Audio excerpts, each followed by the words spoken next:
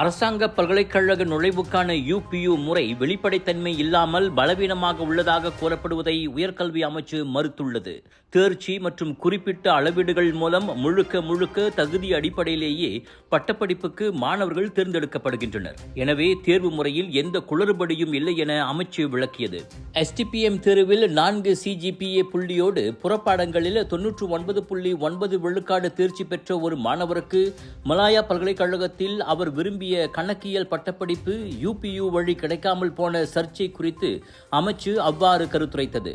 அம்மாணவருக்கு நிர்வாகத்துறை இளங்கலை பட்டப்படிப்பு வழங்கப்பட்டுள்ளது. அதுவும் ஆராய்ச்சி பல்கலைக்கழகத்தில். அதுவும் அவரின் தேர்வுதான். 5வது இடத்தில் அவர் அப்படிப்பை தேர்வு செய்திருந்தார். ஆக மற்ற எல்லா விண்ணப்பதாரர்களைப் போலத்தான் இவருக்கும் தகுதி வரிசை மற்றும் விருப்ப தேர்வு ஆகியவற்றை அடிப்படையாக கொண்டு இடம் வழங்கப்பட்டதாக அமைச்சு விளக்கியது.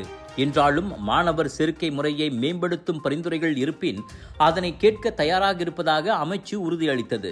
அத்துணை சிறப்பு தேர்ச்சி பெற்ற அந்த மாணவருக்கே அவர் விரும்பிய பட்டப்படிப்பு கிடைக்கவில்லை என்றால் UPU முறையில் உண்மையில் என்னதான் நடக்கிறது என மாசிசா தலைவர் டத்துஸ்ரீ டாக்டர் V.K. சியோங் முன்னதாக கேள்வி எழுப்பியிருந்தது குறிப்பிடத்தக்கது. விலையோ மலிவு, செலவோ குறைவு, தரமோ உயர்வு, மனமோ நிறைவு.